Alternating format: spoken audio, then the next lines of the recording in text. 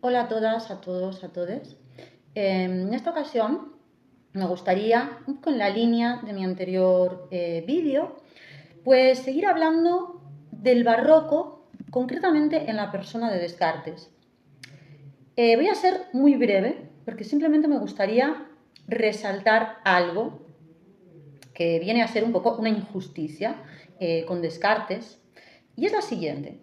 No es verdad que cuando hablamos de éticas formales, es decir, de esas éticas o de esos sistemas de filosofía moral que no ofrecen una guía de puntos concretos sobre qué hacer y qué no hacer, ¿verdad? Frente a esos otros sistemas de tipo material, como pueda ser la ética cristiana, que tiene incluso unos mandamientos: santificarás las fiestas, honrarás a tu padre y a tu madre, no mentirás, no matarás. Es decir, hay cosas que un individuo debe hacer para ser bueno y cosas que no debe hacer. Y esto es claro.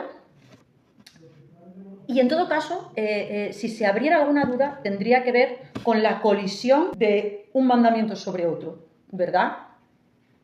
Con la previsión de situaciones en las que no puedo cumplir con uno de esos mandamientos, vamos a suponer que sean los cristianos o no, u otros de otro sistema ético, y esto, ¿no? Y no podría cumplir con un mandamiento y con otro al mismo tiempo, sino que de alguna manera se oponen. Por ejemplo, imaginaos que no podemos cumplir con ese mandamiento que nos dice que honremos a nuestro padre y a nuestra madre, y al mismo tiempo con el de santificar las fiestas. Porque nuestra madre o nuestro padre no lo hacen y trabajan en domingo y comen carne en Viernes Santo y etcétera, etcétera. Y entonces ahí tendríamos que decidirnos. Por eso los mandamientos son 10 y tienen un orden, ¿no? Y pues en otros sistemas éticos, incluso sistemas legales, pues se dará una preeminencia a unos sobre otros, ¿no? Para saber cuál es el que resulta dominante o cuya observación es más importante por parte del individuo. Bueno, pero habría esas únicas dudas, ¿no? En la colisión o la imposibilidad de cumplir con todos ellos a la vez en determinadas situaciones de la vida humana, que es compleja. Sin embargo, una ética formal no nos dice qué debemos hacer concretamente, sino que lo que nos dice, o lo que nos da, mejor dicho, es una fórmula a partir de la cual nosotros vamos a decidir cuáles son los principios y máximas que van a regir nuestro comportamiento moral pues en las situaciones de la vida. Y en este aspecto, cuando es a donde yo quería llegar, cuando se habla de éticas formales, no es verdad que siempre ponemos como ejemplo a Kant, esa razón práctica kantiana, o ese imperativo categórico, que tiene dos partes. Elige como máxima de tu acción aquella que, si por tu voluntad fuera, por tu deseo, convertirías en ley universal, en ley de la naturaleza. Y respeta a las personas, tanto a las demás como a la tuya propia, siempre también como un fin y no solo como un medio.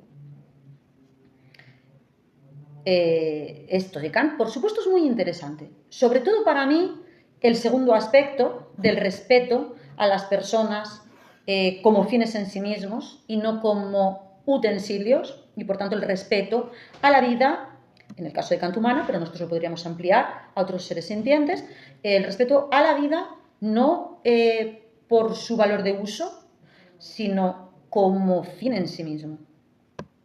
Es la parte más anticapitalista, ¿verdad?, de Kant. Nos está diciendo que un liberalismo llevado por la crueldad, o por lo menos por la ausencia, ¿no?, de juicio ético del mercado, pues sería algo nefasto, ¿no?, desde el punto de vista de la moralidad. Bueno, pero esto lo vamos a hablar en otro día, otro vídeo que dediquemos pues, a este aspecto de Kant. Y lo que yo quería decir hoy es por qué siempre tenemos este ejemplo de la ética kantiana como casi como si fuera la única ética formal o como si fuera este modo de ser de su ética formal, que es también autónoma, que parte de la autonomía del individuo para decidir cuáles son los compromisos a los que se quiere someter y con los que luego tiene que ser coherente. Y no se visualiza otra ética que también es una ética formal y sin embargo de cuño totalmente o de temperamento totalmente dispar y no solo no autónoma, sino muy heterónoma. Y es la moral provisional de Descartes. La moral provisional de Descartes a mí me parece muy genial,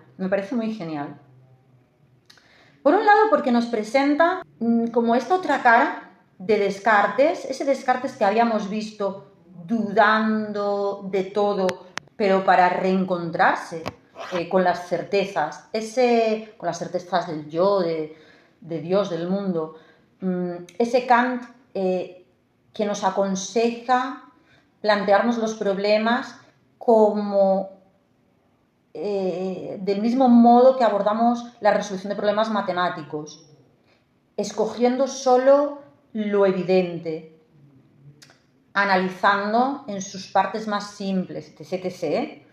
Es decir, como con mucho cuidado. Y sin embargo, luego en la moral nos presenta otra cara completamente diferente y que sin embargo es coherente, ¿no? Para Descartes, la mayor libertad, como suele ser tópico en la filosofía, en los filósofos, está en poder dedicar la vida al estudio, a la investigación. Desde hace poco sé también que al ballet, por una compañía de Facebook, yo no lo sabía, además por lo que se ve, pues bueno, por lo que se ve no, ya lo comprobé, que además escribió como una pieza, ¿no? De ballet, que se llama Ballet para... ¿Cómo era? Ballet para el nacimiento de la paz. Y que contiene una especie de sátira política, bueno, habría que mirarlo, ¿eh? Bueno, pues su moral es como que en lugar de seguir esta onda de buscar lo más seguro, lo más cierto, etcétera, etcétera, pues más bien dice, para poder dedicarme a eso, para poder dedicarme a la vida contemplativa, muy aristotélico en esto, voy a cuidarme de sobrevivir, de no ser perseguido, de pasar desapercibido, ¿no? En la vida pública. Él se llamaba a sí mismo el filósofo enmascarado y decía que bien vive quien bien se ocultó. Para poder disfrutar de esa libertad de pensamiento, para poder disfrutar de esa libertad para dedicarnos a aquello que más nos place y nos reconforta de la vida contemplativa, de las aficiones, del conocimiento, pues incluso para poder disfrutar de nuestra vida y hacer lo que queramos. Es como esos niños que piensan, bueno, yo le digo a mis padres, vale, y luego hago lo que yo quiero. Pues esta sería la idea de Descartes.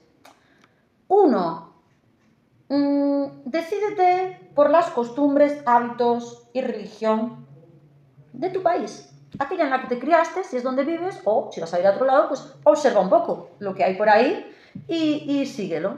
Tampoco de una forma súper fanática, síguelo de una forma moderada, ¿no? Pues como la mayoría. En cierto modo, también puede que sea fructífero, ¿verdad? Que a lo mejor a Descartes, que, bueno, que cree en Dios, ¿no? Sin embargo, pues a lo mejor le parece que qué más da una religión que otra. Pues a lo mejor lo mejor es seguir la religión que tienes más cerca, porque la vas a entender mejor o que está dentro de tu panorama cultural y que de alguna manera te va a conmover o va a ser más eficiente en la forma de conducirte en la vida, porque para empezar la conoces desde muchos ámbitos artísticos, etc. Bueno, vas a conseguir una comunidad más amplia, que es uno de los objetivos, vamos, o de las bondades, ¿no?, de la dimensión religiosa, vas a tener unas razones para conducirte de una forma o de otra, vas a tener más con quién hablar y de quién leer sobre la trascendencia, el infinito, etcétera, pues bueno, si sigues la que es mayoritaria en tu país o la que te dieron, ¿no?, tus padres. Un poco en la misma línea, pasa revista las aficiones que tiene la gente y elige alguna, porque ahí vas a encontrar una fuente de placer. ¿Tiene que ser una u otra? No. ¿Tiene que ser una u otra religión? No. Por tanto, no te dice qué tienes que hacer. Lo que te dice es que la moral, ¿por qué es provisional? Es provisional porque los dilemas morales requieren una urgencia. No podemos pararnos a investigar científicamente con todo el recato del mundo y estar 1000 años para decidir qué hacer. La moral nos pide acciones a veces casi inmediatas, porque el mundo no nos espera, o porque esa persona que necesita ayuda o que necesita que le respondas de una u otra manera, lo necesita ahora, no dentro de 10 años, cuando sepas a ciencia cierta cuál era la mejor opción. Entonces, como cosa provisional, digamos, un poco para salir del paso y para poder luego dedicar nuestro empeño y nuestra búsqueda de la verdad más cierta en otros ámbitos, pues vamos a dejarnos un poco llevar por lo que haga la gente. Pues bueno, si con el tiempo la gente logró crear estas costumbres que se mantienen, incluso recrearlas, afinarlas, estetizarlas, festejarlas, ¿no?, adornarlas, bueno, pues ¿para qué nos vamos a freír mucho la cabeza, ¿no? Además, él no quería acabar ni en la hoguera, ni procesado como Galileo, que es contemporáneo suyo, por eso él no publica un libro que tenía de cosmología, en cuanto se entera, ¿no?, de la condena de Galileo. En fin, no es un héroe ni quiere serlo. Quiere vivir y poder dedicarse a las matemáticas, a la física, a la filosofía y también a la crítica moral y política, pero no desde la figura del héroe, ¿no? No desde la figura del héroe. Otra que me interesa muchísimo de sus reglas para la moral es la de seguir como si fuera indubitable ese camino por el que nos hemos decidido, aunque fuera de lo más incierto, ¿no? Cuando tomamos una decisión, y él ya sabe que la tomamos, pues por lo general bajo presión, o al menos bajo presión de tiempo, quiero decir, ¿no? Cuando tomamos una decisión, aunque sea así, a lo hecho pecho, vamos a considerarla nuestro único camino. ¿Por qué? Porque ¿qué sentido tiene ir para atrás, no? Visteis que a veces hay alguna... Yo no soy nada así, yo soy una persona que siempre suelo decir que no conozco lo que es el estado de duda. Hay gente que me dice, bueno, pero eso qué poco filosófico es, ¿no? Hombre, me refiero, no conozco el estado de duda en el ámbito moral, no quiere decir que no tenga dudas, no sé, matemáticas, todas las del mundo, quizá no sé lo suficiente para tener dudas. En el conocimiento hay muchas dudas, pero vivir yo la duda en el sentido moral, acuciante, como esa especie de ansiedad o de periodo intermedio en el que no sabes si esto o lo otro, no, porque yo para eso soy muy cartesiana. Decido rápido, como él dice, y todas las otras opciones que no escogí, no les doy una entrada, no les permito habitar como fantasmas permanentes de lo que podía haber hecho y no hice esto. Otra de sus reglas es la de intentar, ante la angustia que podamos sentir en nuestra vida ética, política, en nuestra vida en sociedad, que es como es la vida del ser humano, un animal de manada, ¿no? Ante los resquemores, incluso ante esa diferencia muy tipo Antígona entre lo que está bien visto, pero aquello con lo que yo me quedo a gusto. En fin, cuando hay una fricción, dice Descartes, trataré de cambiarme antes a mí mismo y mis deseos que pretender transformar todo lo que hay a mi alrededor, para empezar, porque es imposible. Entonces, lo primero, voy a adaptar. Bueno, en fin, pasé por todas estas 4 reglas porque ya que estamos aquí, pues hoy ya las mencionamos, ¿no? Pero lo que quiero decir, no tenemos un gran ejemplo de ética formal que no nos dice, no llena de contenido, de materia, a la moralidad ni a la ética. No nos dice qué hay que hacer, sino cómo decidir. Y al mismo tiempo, frente a la ética kantiana de la autonomía, que por cierto se suele decir casi todas las éticas formales suelen ser también éticas autónomas, ¿no? Se dice, bueno, pues esta de Descartes no lo es todo lo contrario, es tan heterónoma que casi nos está diciendo, mira, actúa más o menos al son de tu entorno, actúa con el viento a favor, como no nades muy a contracorriente. Una heteronomía muy grande, que incluso en la que algunos vieron quizá, pues eso, quizá cierta cobardía o un conservadurismo. Yo no veo conservadurismo, veo más bien autoconservación, eso sí. Y sin embargo, una ética formal, como donde fueres a lo que vieres, ¿verdad? Bueno, os dejo con esta pizca de moral provisional para que le demos una vuelta y nos volvemos a encontrar en próximos vídeos. ¡Chao!